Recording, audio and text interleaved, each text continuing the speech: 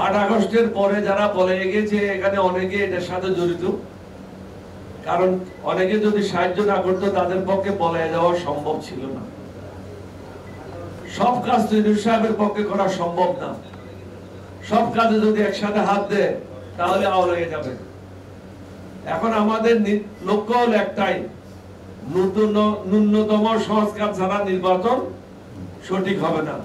সুতরাং যেগুলি ন্যূনতম প্রয়োজনীয় সংস্কার সেগুলি করেই ট্রায়াল শুরু করে কিছু লোককে শাস্তি দিয়ে আওয়ামী লীগকে নির্বাচন থেকে বাইরে রেখে, যদিও আজকে নির্বাচন কমিশন থেকে বলা হয়েছে যাদেরকে নির্বাচন থেকে বাইরে রাখা হয়েছে তাদের রেজিস্ট্রেশন বাতিল করা হবে। আমরা তাদেরকে ধন্যবাদ জানাই। রেজিস্ট্রেশন অবশ্যই বাতিল করতে হবে, কারণ যারা ভারতের দালাল, যারা ভারত প্রেমী, যারা লেন্দুর দর্জি, তাদেরকে বাংলাদেশে আর জায়গা দেওয়া কোনো অবস্থাতেই ঠিক হবে না। তারা এই দেশের লোক না, তারা ভারতের লোক, তারা ভারতে পলাইছে। এটা আপনারা এটা বুঝতে হবে, দেশবাসীকে বুঝতে হবে।